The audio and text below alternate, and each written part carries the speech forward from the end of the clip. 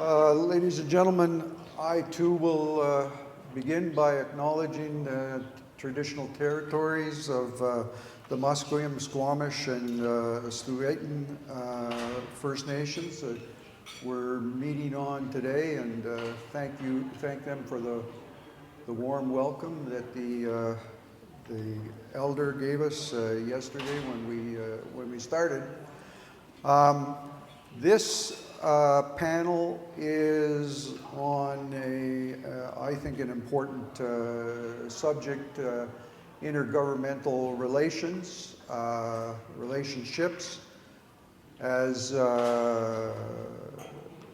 First Peoples move to this new nation-to-nation relationship, and as Indigenous governments assert their inherent jurisdictions, we're going to run into issues, challenges will arise, considerations of new fiscal relationships, a wide variety of challenges. So we've asked the panelists today to provide their perspectives on these interconnected relationships as a critical element of a renewed nation-to-nation relationship. Michael Hudson described these intergovernment relations as a complex web. And as someone who worked intensively in this area for 12 years, it can feel like you're caught in a bit of a spider web from time to time. So we've got three panelists with lots of experience on this issue, and you've got their bios in your package. I won't go into extensive introductions. I think Sophie Pierre is going to lead off, and I don't think Sophie needs an introduction in this territory. She's a former Chief Commissioner of the BC Treaty Commission. She's a recipient of the Order of Canada and the Order of British Columbia. So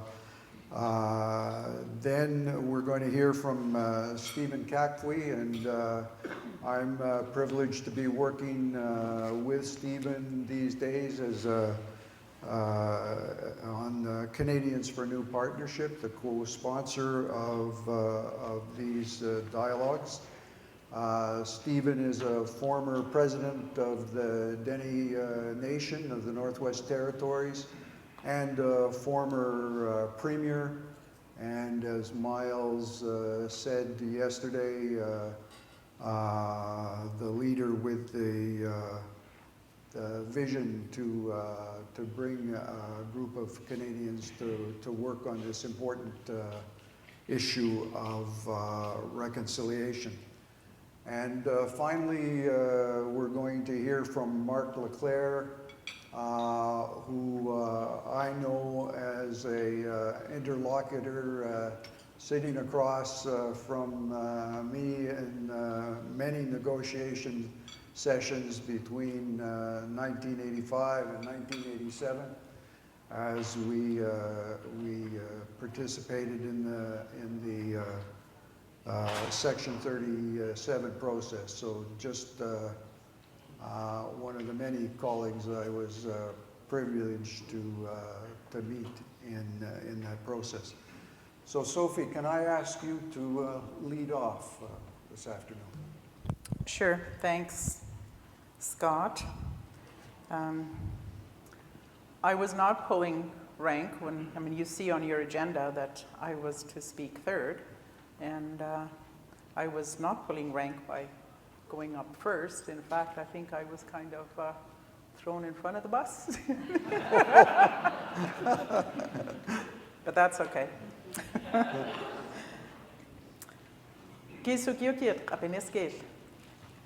Ulqani kusukilko kusitlawam amak is Salish, Musqueam, Tsleil-Waututh, and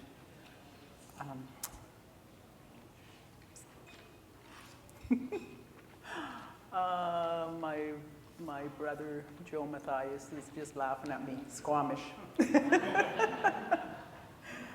Yeah, I'm getting to that age where grannies, we remember what we need to remember when we need to remember it, and my brother kicked me in the head and reminded me that. Anyway, as I was saying in Ktunaxa, good afternoon, everyone. I'm very happy to be back here again in the traditional lands of my good friends and colleagues. It's always a pleasure to come here, come to Vancouver. I lived here for a little while when I was the Chief Commissioner, and when I first moved to the city, I invited the chiefs to a little reception where I could ask their permission to be living in their territory and to be working in their territory, because I know that that's what we have always done, that we don't just go somewhere and insinuate ourselves, that we recognize the people that are there and ask their permission to be working there. I've since moved home. I spent 6 years as the Chief Commissioner for the BC Treaty Commission. And that was an interesting experience. I won't get into a whole lot of that today, although it's certainly, there are still many sort of ongoing and very relevant kinds of issues to the discussions that we're having, that the nations who are negotiating are still involved in.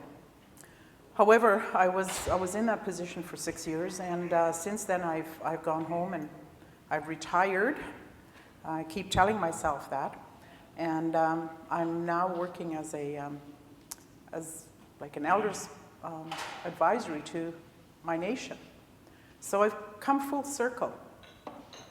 I started out many years ago thinking that I was going to go through school and go off and see the world and do great and wonderful things.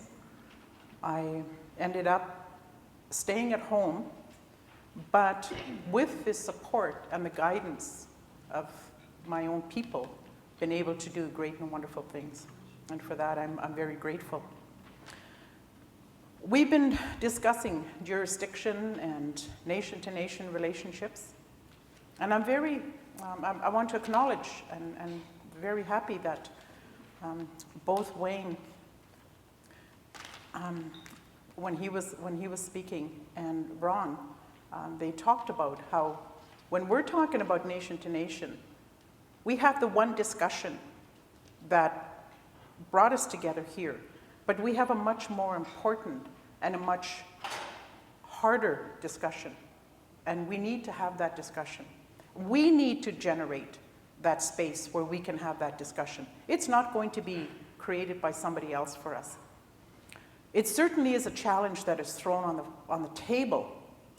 The gauntlet's always thrown down by the province, by federal government, by industry, by other Canadians. Well, you people can't get it together. You're fighting over your own lands. When we started this whole, what was called then the land claims process, there was this big deal going around about, how the Indians, they don't even know what they're doing. They're claiming 110% of the province. That kind of discussion. It's an easy thing it's an easy sort of way for government to brush us to the side by making those types of comments. But, we really do have that hard work. Ron, you described it as whistling by the graveyard.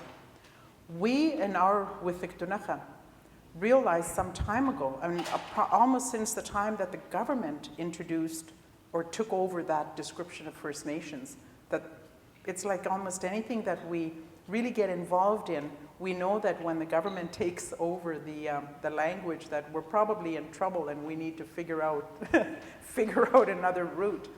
So yeah, we have one community within the Ktunaxa Nation that does use that term First Nation, but it's not something that we, whether we're in the treaty process or just dealing with any other level of government, but more importantly in dealing with industry, we do not present ourselves as individual Indian bands or as individual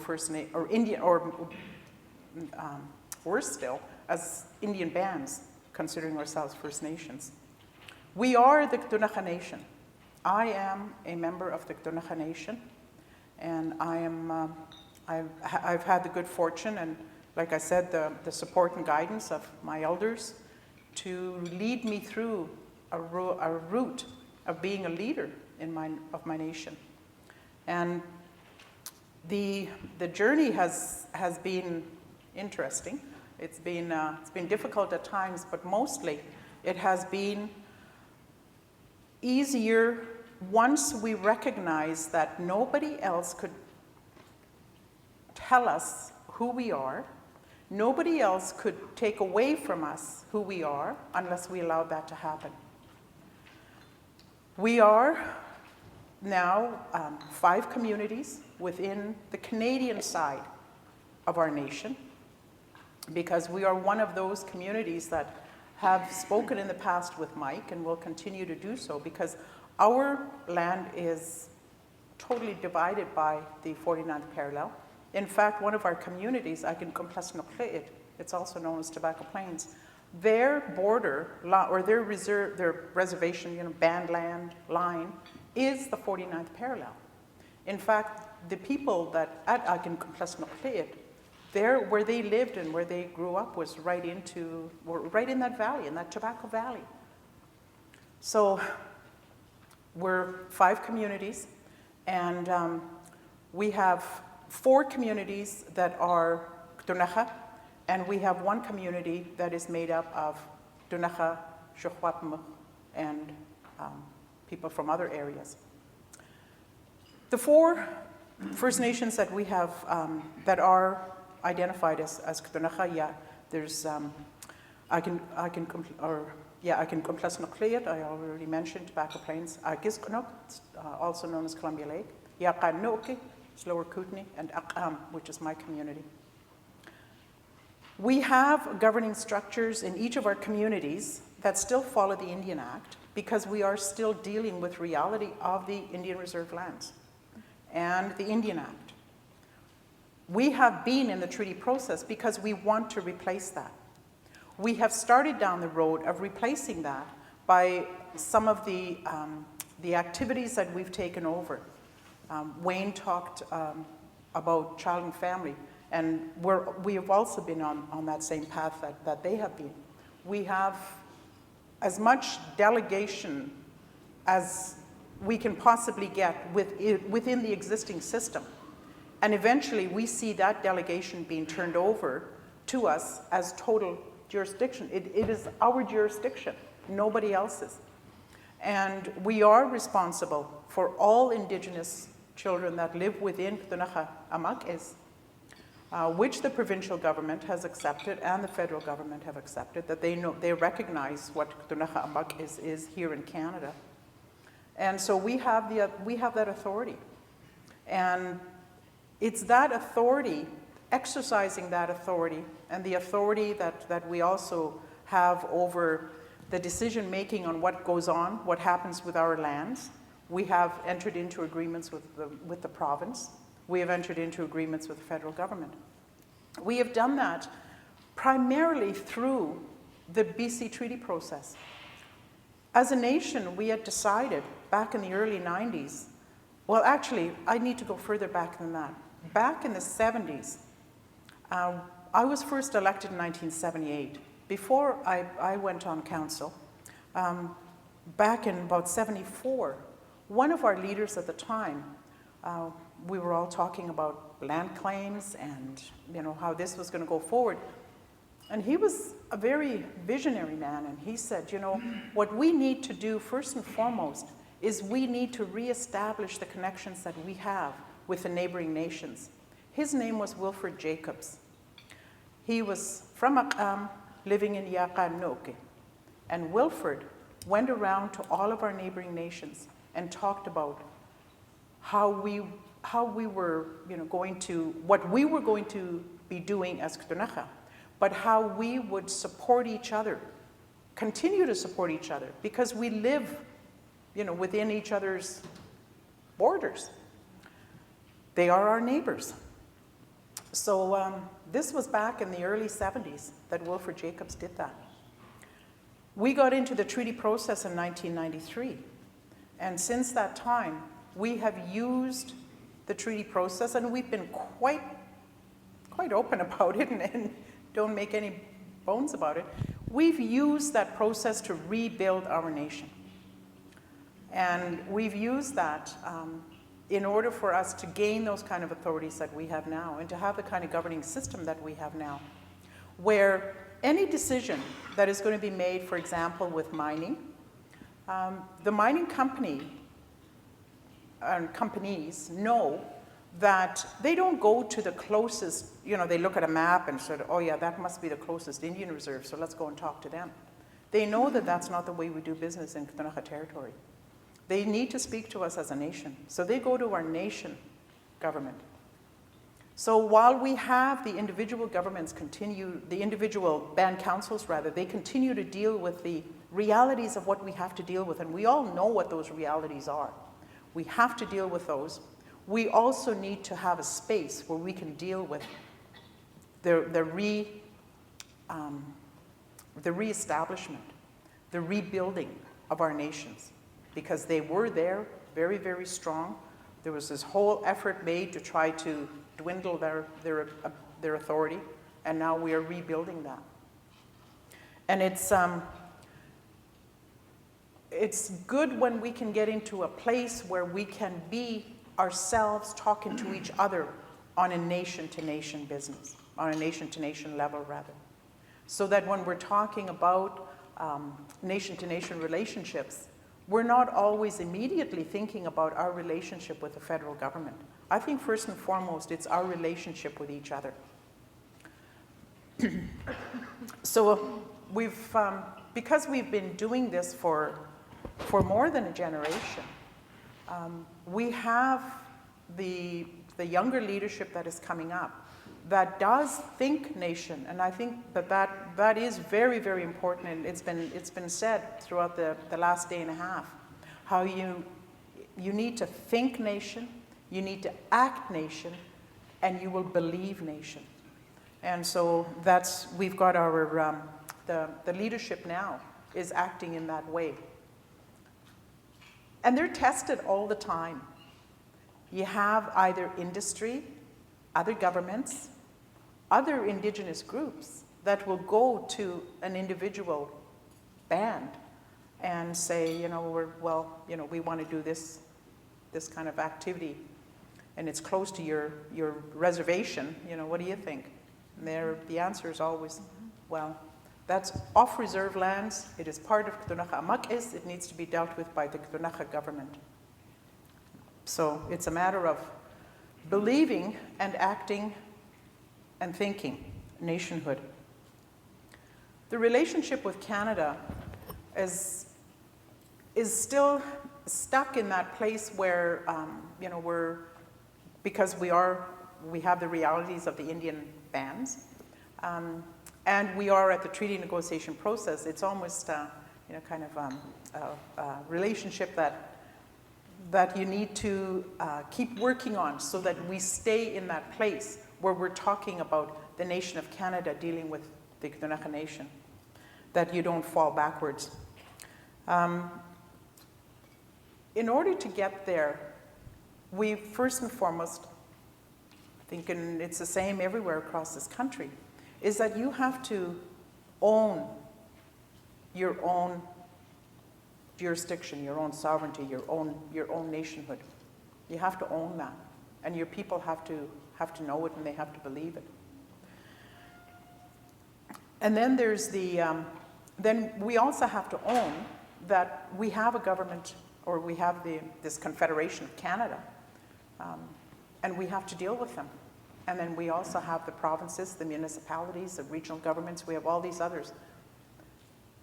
In order for Canada, as we go forward, Canada as a whole, and that includes all the other lesser orders of government, in order for us to go forward, there needs to be a very major foundational change in their own acceptance, in Canadians' acceptance of their history. I mean, we know that. I know that right now I'm preaching to the choir. We know that has to change. But it's up to each of us to go out there and continue to state that.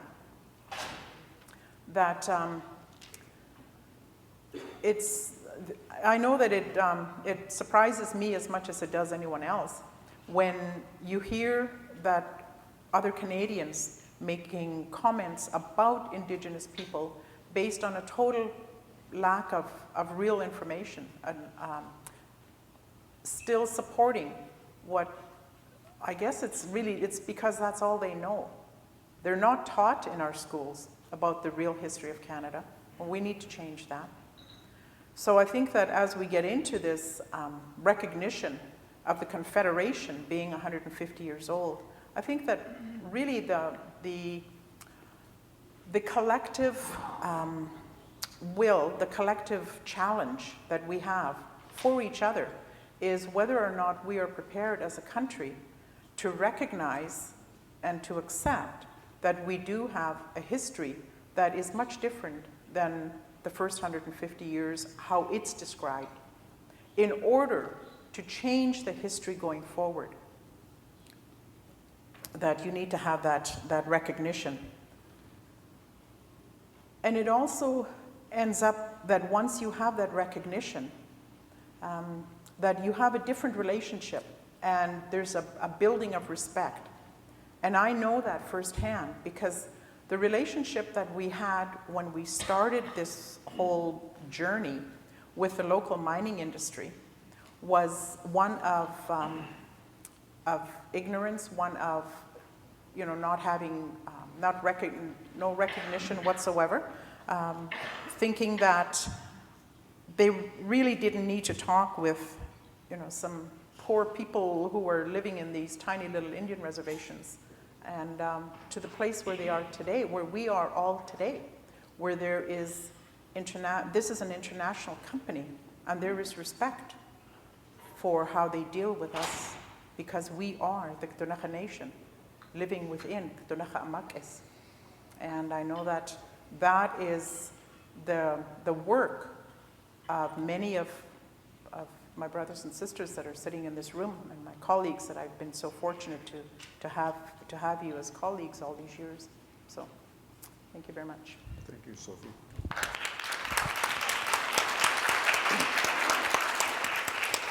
Stephen, what's your perspective on this? Okay, just to be clear, I understand it to ask us to talk about intergovernmental relations.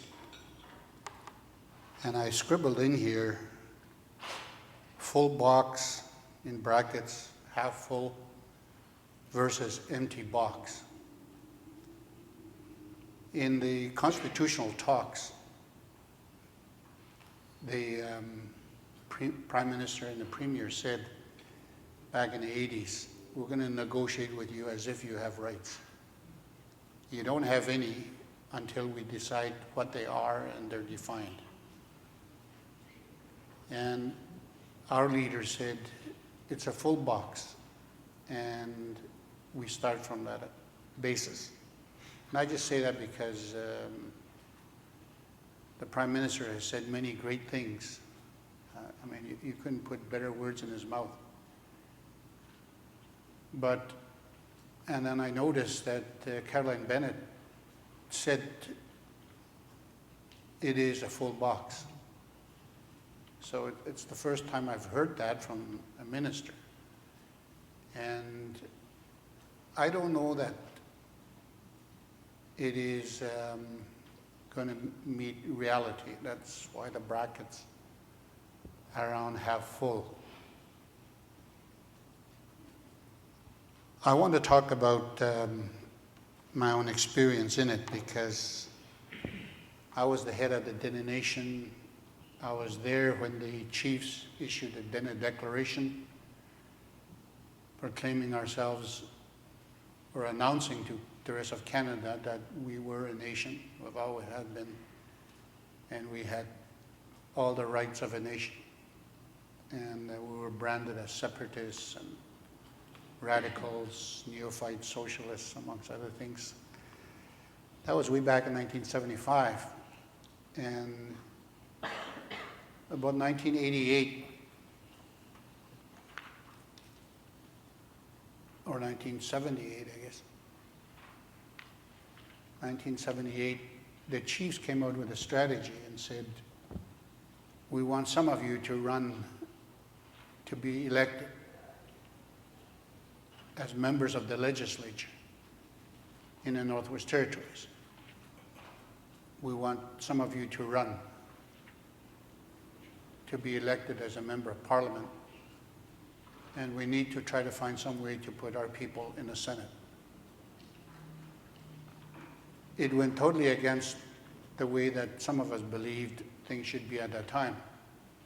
And I've always said jokingly, but that was the reality of me in my youth. I said I'd rather die than set foot in a place like the legislature. 10 years later, I ran for office and I got in. And it is because as Dene people, and I think the Ainu would share that too, we live in very, very harsh environment. And April is the time of year when you know either you've made it or you haven't made it. You know, and as the winter came back to Edmonton last week, I was thinking about that and jokingly sending a message back to my people up north that the geese aren't flying north, they're flying back south. What the strategy of the chiefs was the legislature is a tool. We have to survive. We have to establish a relationship with this government. It's not really a legitimate government. It doesn't represent us, but it has resources and it has some legislative capacity. So when we ask for a meeting with the government, we need you to be elected so that you're sitting on the other side of the table. And we can deal with you because we know each other. That was the attitude and the perspective of the chiefs. I didn't agree with it, but it changed my mind one day when one of the elder chiefs said, at a meeting, we said, we have to establish a relationship with the government of Northwest Territories because they have money. And my people, he said, back home have no houses. We have no schools. Our children have to go to school. We have to move off the land into the communities. And we need to build houses. So I need some of you to help me get a meeting to talk to this government that has money so that I can build houses and build a school. So the suggestion that this is an illegitimate government, we should have nothing to do with it, it doesn't really have any credibility in a situation like this. So in due time, I did get myself elected, and I spent 12 years as a minister of different portfolios and the last 4 as a premier. So my perspective about intergovernmental relations is that it is to create and to define the relationship you have as Indigenous people, Indigenous governments, with your neighbors, but also with the territorial or provincial governments and with the federal government. And to maintain that and to make sure that it's a good relationship and to try to protect that. And to be very honest, to start off with the notion that you must strive for equality amongst unequals and to try to define what it is that you want. What is the real action? Because intergovernmental relations can also be it the best forum in the world for inaction. A lot of platitudes, lots of talk, but absolutely nothing can be done if you are depending on other governments to move things along that are of importance to you. Intergovernmental relations is also a venue for reconciliation because it can be used to correct and address injustices, laws and policies and attitudes. I want to tell you about something very specific. I was elected as a premier in 2000, January, and in 2003 there was a First Minister's meeting focused on health. And the Prime Minister, Jean Chrétien, was in a full-out battle with Ontario and Quebec. And in the midst of all that, there was myself, Premier Fenty from Yukon, Paul LeClair from Nunavut. As the three little guys, we were standing up and saying, the accord, the money that is tied to improving health at $300,000 for each territory is totally inadequate. We already live in third world conditions. The national chief at that time, Matthew Kunkam, the Inuit leaders, the Métis leaders had already said, we want to be invited, we want to be part of it. The health conditions of our people and our communities are absolutely appalling. We need to be in there. They were not invited, they were shut out. So the three of us were in that room, and that's why I say it's a meeting of unequals trying to pretend we're equal.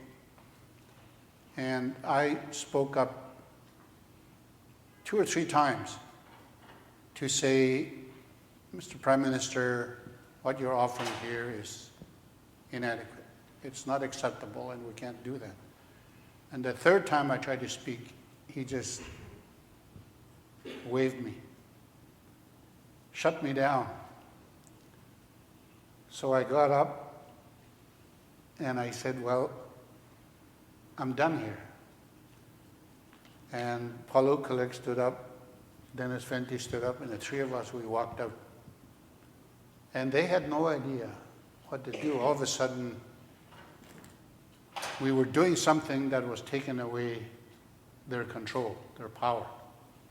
And we walked out, and downstairs was this beautiful, huge room with a table all set with the microphones. That was where Jean Chrétien was planning to go and announce this huge agreement he had achieved after he beat everybody into submission.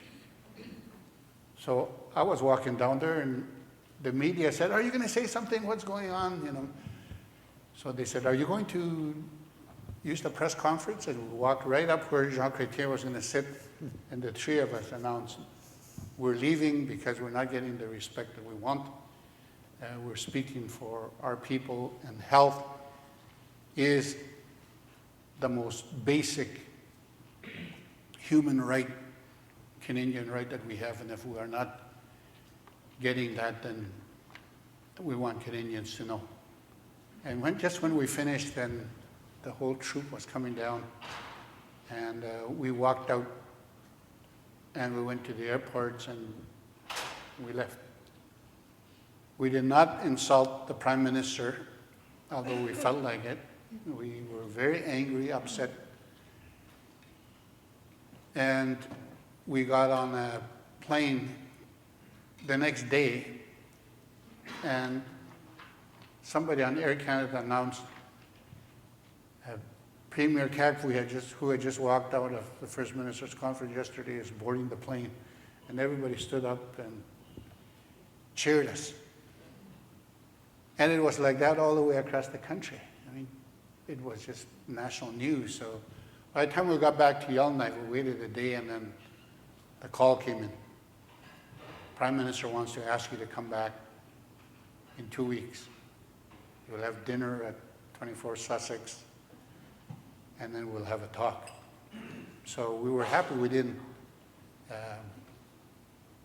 say anything too negative about him. And we came back and we were treated like royalty. I mean, we went to 24 Sussex, and then the next day we had a meeting, and anyway, we got beaten back into submission. We got more than what we were offered, but less than what we needed. And that is one example of where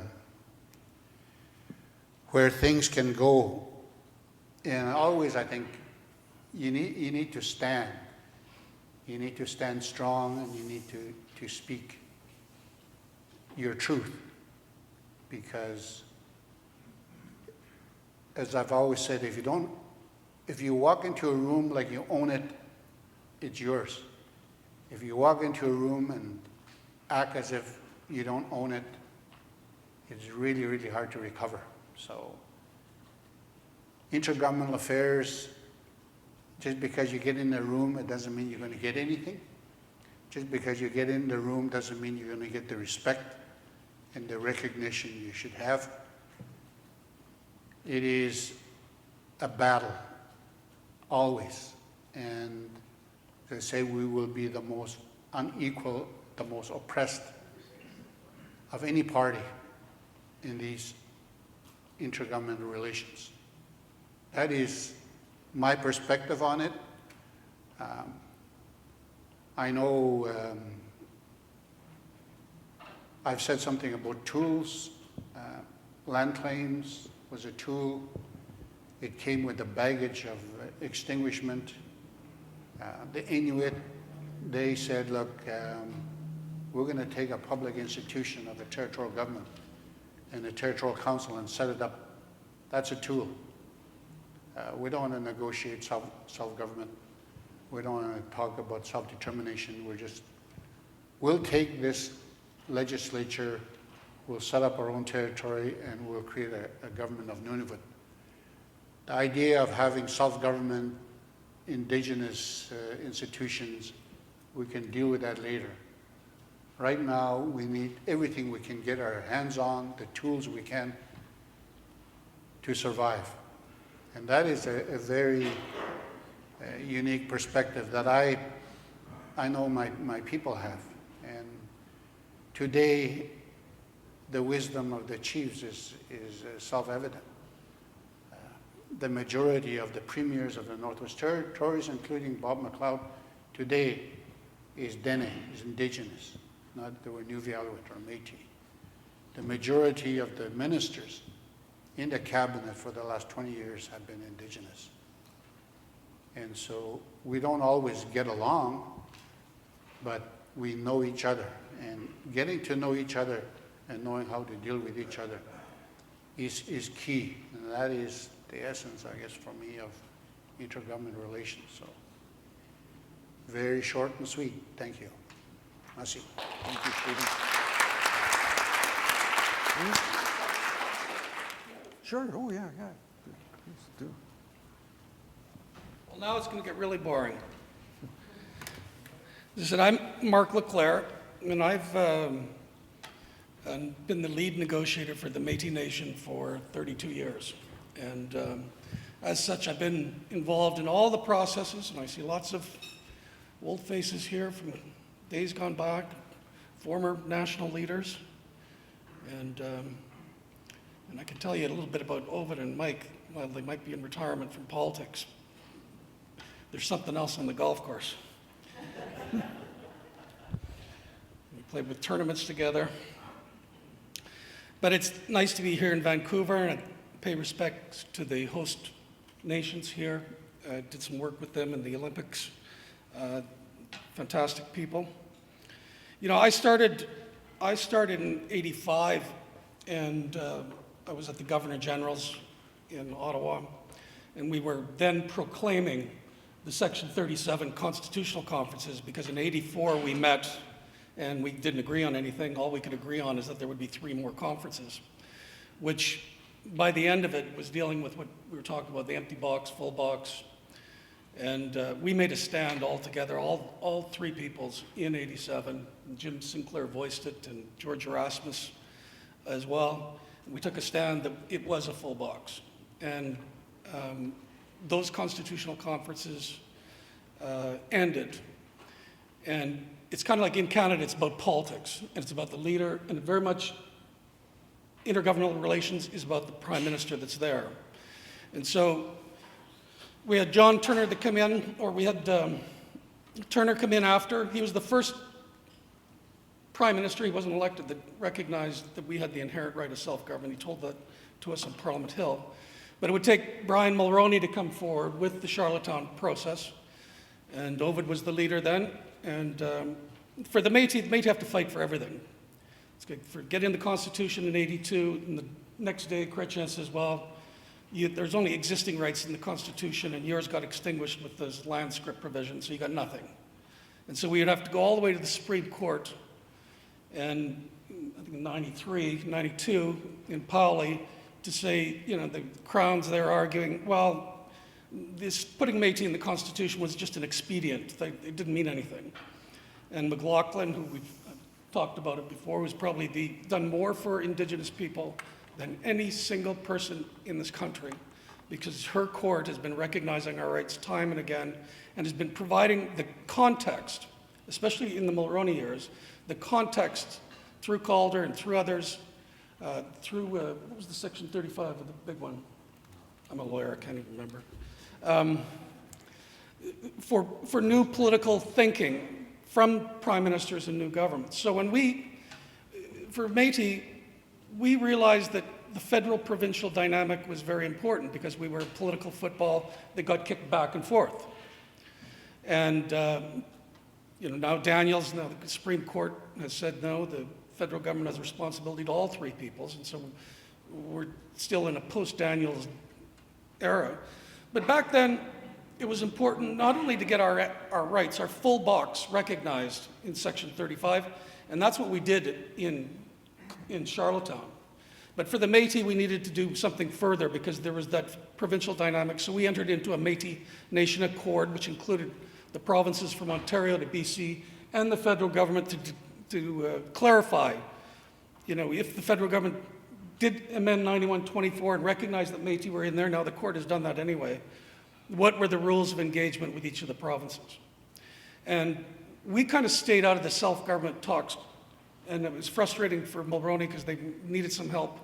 And the reason why they needed some help is because Ovid was such a good negotiator. And they weren't given any ground. And so in Montreal, the week before we went to the Royal York Accord, you remember that, Ovid?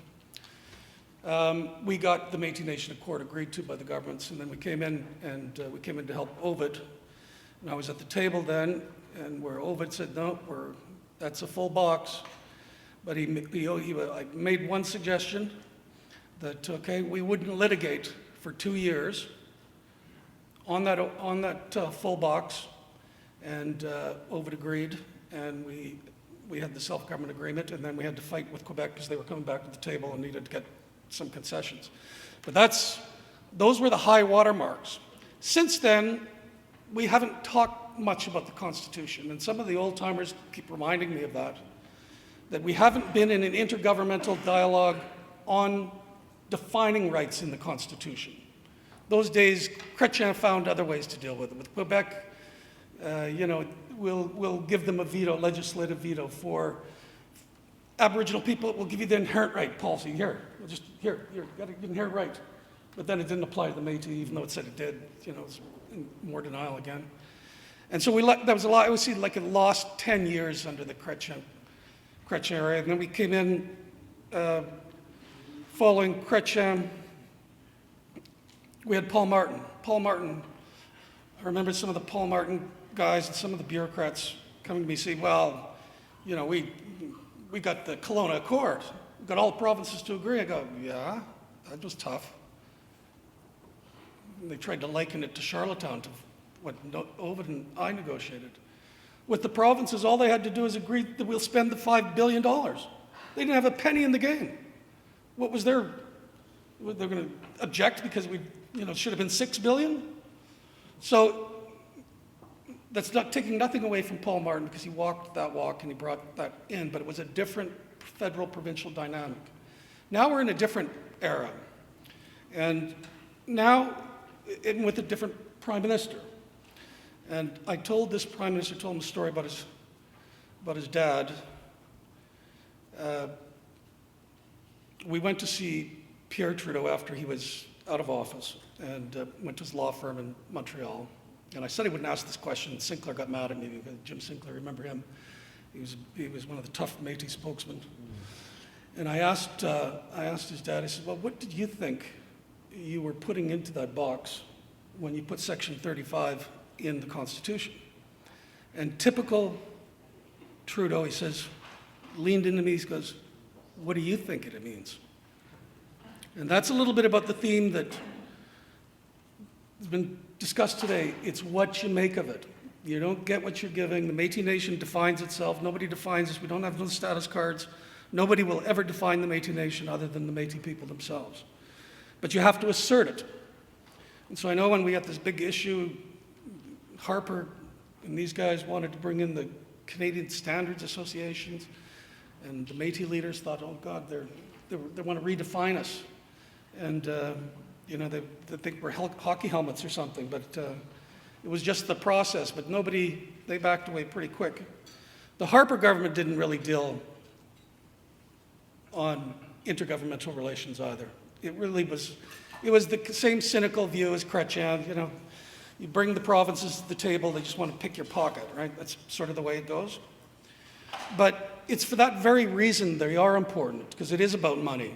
And I always used to say kiddingly, but I meant it for real, that it was always most important to constitutionalize the cash, because where the cash goes is important.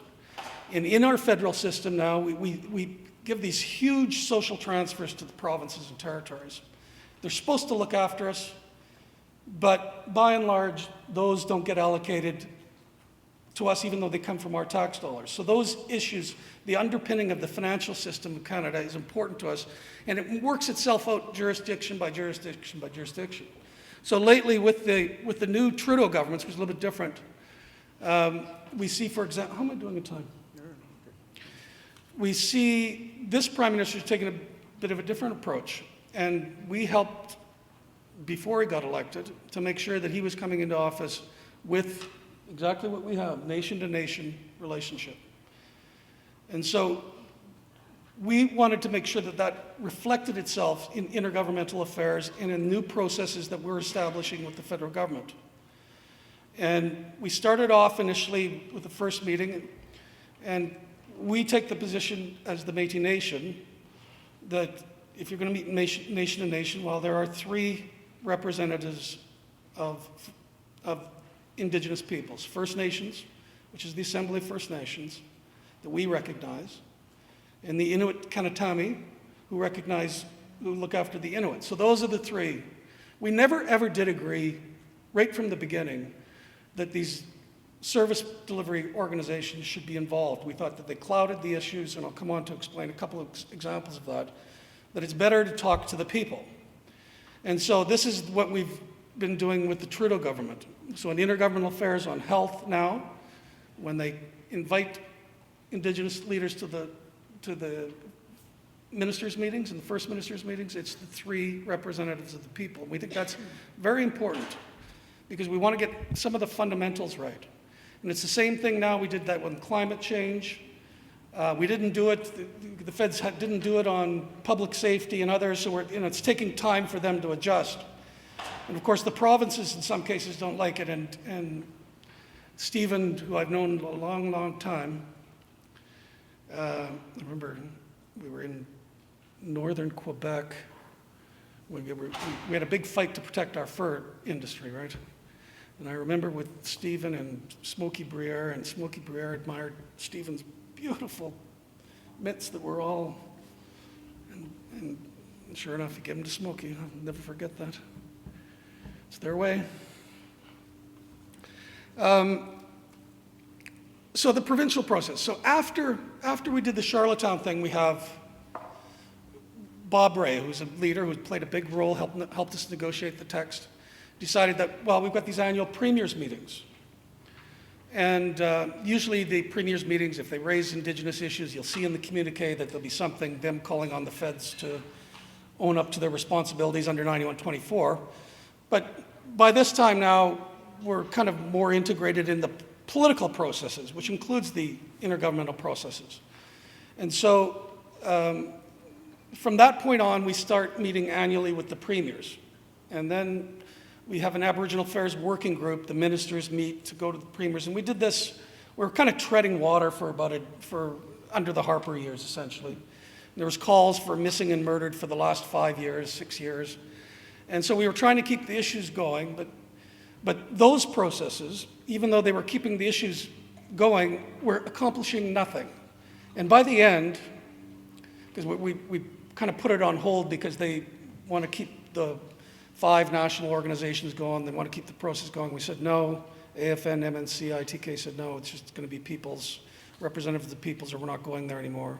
And so those came to an end and nothing happened because nothing ever occurred. In fact, by the end, we're realizing the provinces are getting an annual meeting with the communique showing that we're doing something on education, on missing and murdered, on ECDEV, and we weren't doing anything except for creating bigger pieces of paper. Nothing. The only one thing that was created out there, and it's our working group, we created a website. So if you want to see the full results of about 4 years of intergovernmental processes at the federal level, that was it. And all the time we would be meeting, it'd be, we've got to get the feds to the table, just almost begging the feds to come to the table so they could take leadership. And then when the Métis decide, well, we're going to get the 5 provinces together on ECDEV, we get the feds to bring them together. But when we come to education, the provinces don't want to come to a meeting. And we get the feds involved. We said, well, on the national table, you want the feds involved, you do anything to get there. But when, we bring 5 provinces together, and we tell the provinces, okay, we got the feds on side, you want to go to the meeting? No. And so, but it's about politics. It's much about politics. And some of the lessons that we learned here going forward is it's going to have to be nation to nation and what we call distinctions based. Because if you got too many people around there, then there's too many problems to solve. It gets so large, and then nothing ever gets done. And the second big problem on intergovernmental processes, and we learned this through the provincial thing, is too much preparatory bureaucratic involvement is a death knell. Like we would have working groups reporting to deputies that would report to ministers and on all that stuff nothing was actually happening. And we were always frustrated because, okay, now you got to brief within your report that we have in the back of the appendix. And so you go through the report, everybody do their reports, nobody ever gets a chance to talk. So politics matters. And so the more that you have the political process, and Ovid, you'll attest to this, we did more work at breakfast and lunch and dinner in the Charlottetown Accord than having all those bureaucrats meet every day for weeks on end. The decisions were made in the back rooms. That's where we made them. And I was there. It was kind of odd because we had 2 Métis there because we got along with Joe Clark. And our guys that drafted up the report at the end included a guy by the name of Michael Wernick. He was the federal junior guy on it, then was the deputy for a decade, and now he's the clerk. So he's been through that. But really the process of intergovernmental affairs is important because there's often money involved, and it's very important to organize around really discrete subject matter items. Because if you just walk in there with nothing, you don't have an agenda coming out of it, an outcome of it, you're going to get people talking, and yeah, in the news it looks like somebody was done about Aboriginal education when nothing was done. And my final point, which I can't read here now, was about, it was Michael that was talking about consistency and legitimacy. Some of the times, you need those outcomes, you need to follow the cash, you need to be political in order to make that whole system accountable. Otherwise, our intergovernmental affairs systems is just talk. It's very much talk.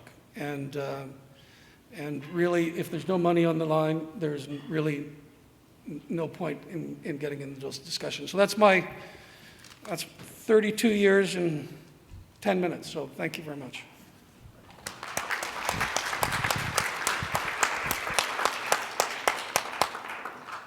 Okay, so we can open it up for questions. While we're waiting for people to formulate their questions, I guess I have a different kind of attitude to this than Marc. Maybe not too different, but as a deputy minister, I was often frustrated by the transitory nature of these intergovernmental relationships. I mean, going back to the notion that while the minister is interested, while the prime minister is interested, they flourish. And when they reach disinterest, they can halt abruptly.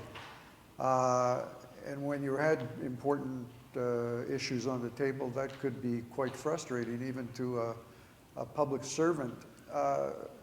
Any thoughts, given that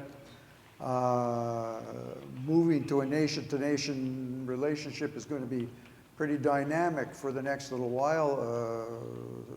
Senator Sinclair suggested it could be quite a long while, about trying to solidify these certain intergovernmental relations or mechanisms?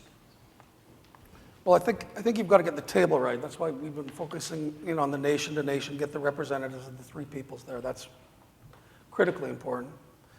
And then, like on any given issue, you need federal leadership on it.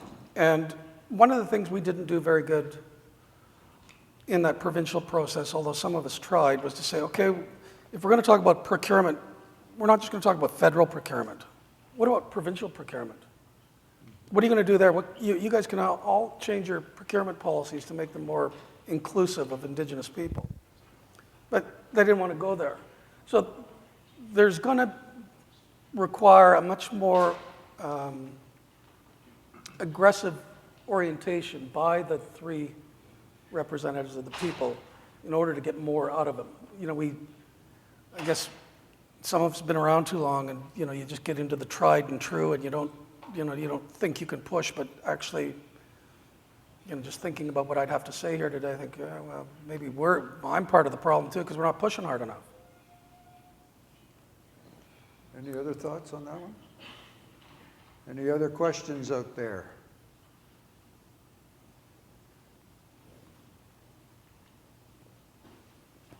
Well, if there are no other questions, I'm not going to extend the session. I think we'll break and have coffee, and we've got one more panel to go. So let's take a break.